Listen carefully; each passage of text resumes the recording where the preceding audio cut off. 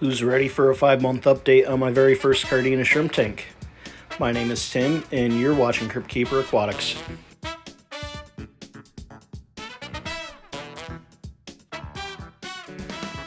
As you already know, this tank is CO2 injected, and currently it is pretty overgrown. Up here's the top view of the tank, and as you can see, this rotala has grown right out, and it's starting to grow immersed. So that's cool. First time I've grown immersed rotala. Never tried to before. Alright, let's go down and give you guys a little underwater view with my new camera. It does have a wide angle lens, so it is kind of blurry. I got to figure out a different camera to use underwater. So if you guys know of any that are good for up close shots underwater, leave me some comments down below if you don't mind, please.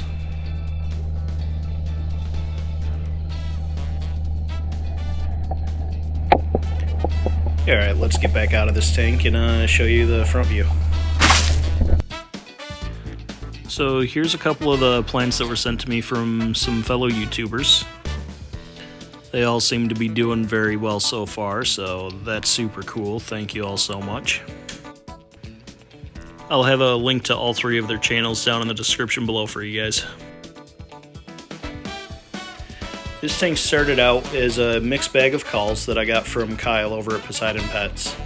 I got them about 5 months ago. Right on April 8th is when I got them from.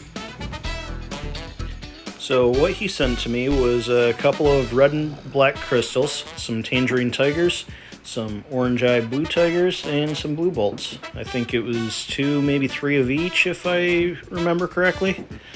So it wasn't a lot, but as you can see, the population's definitely bloomed now. They're definitely breeding for me 100%.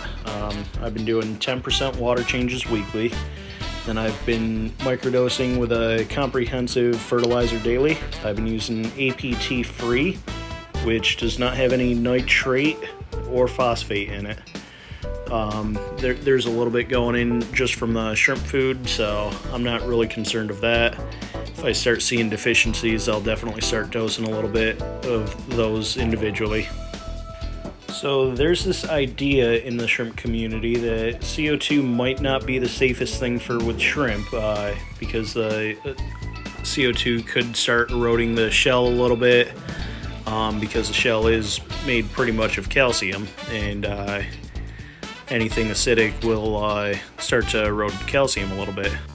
I am not seeing any sort of pitting on these shells at all. They're all nice and bright, vibrant. They're nice full color, so I don't think there's any impact to the shell from the CO2. And they're definitely breeding, they're definitely growing. The population's always getting bigger. I'm not finding deaths at all. So, I mean, that's really good for just being my first shrimp tank.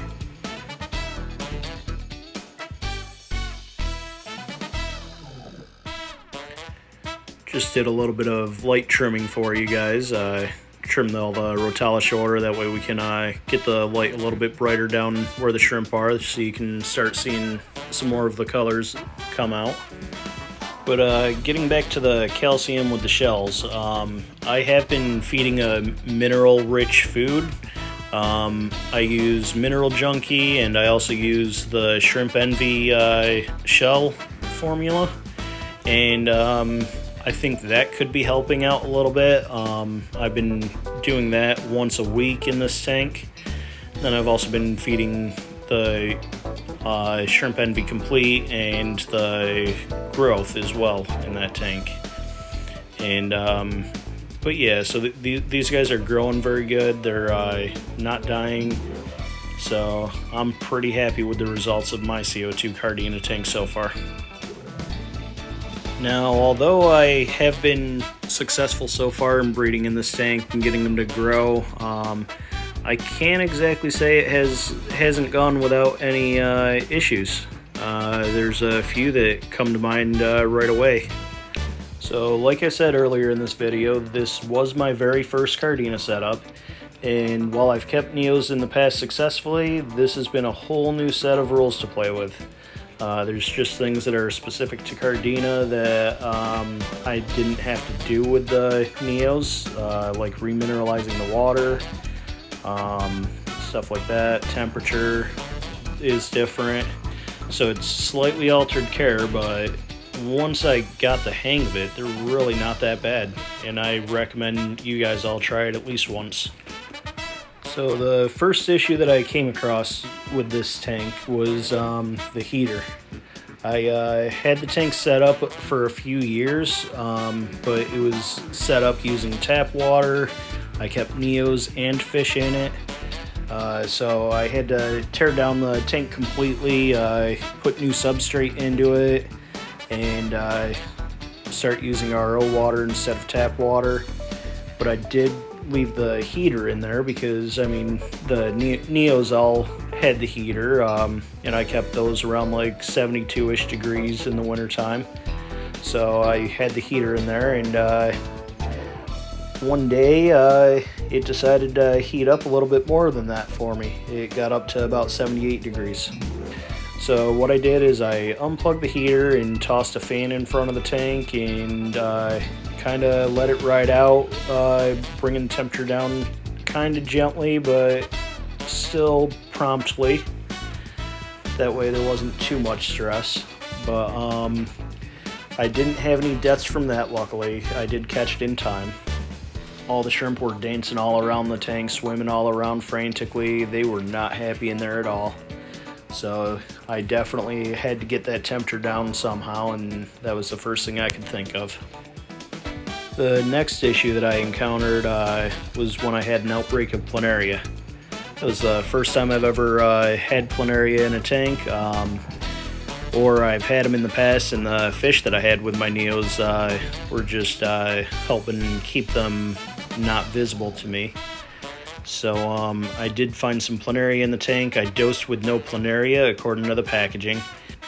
And that's when things started going downhill real quickly for me. So on day 3, I got home from work. It was around 9:30-ish at night, if I remember correctly.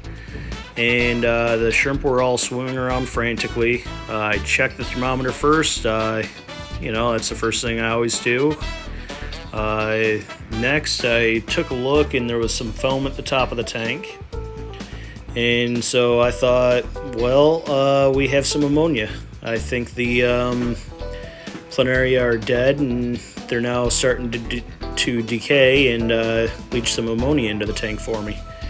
So I got a hold of Grant and Shelby over at the Garden of Eden because they were currently live streaming at the time. So I hopped in the chat and explained what was going on, and they gave me some really good advice. Their advice was so good, actually. I didn't have a single death after taking their advice. So Grant told me that the product No Planaria can typically cause a cycle to crash. And that's why he doesn't dose according to the instructions. He'll do the first dose, and then on day 2 he will do a big water change. So what he had me do is he had me do a 90% water change on the tank, and I had some extra water on hand just in case, but all the shrimp survived that, so I got really, really lucky. So thank you again, Grant and Shelby. And then the last issue is there's so many different patterns of Cardina versus Neos. I can't decide which one I want next. So I'm showing you all the different ones I currently have a tank of. And if you could hop down in the comments below and just let me know which one you guys would all like to see, that would be super, super helpful.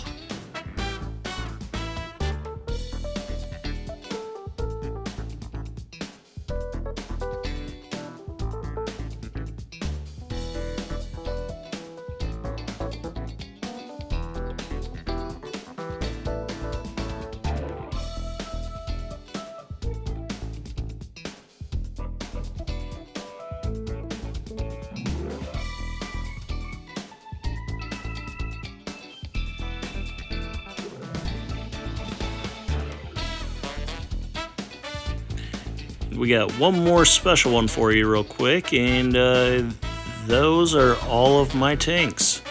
So be sure to let me know down in the comments which one you'd like to see me get next. Thank you all for watching.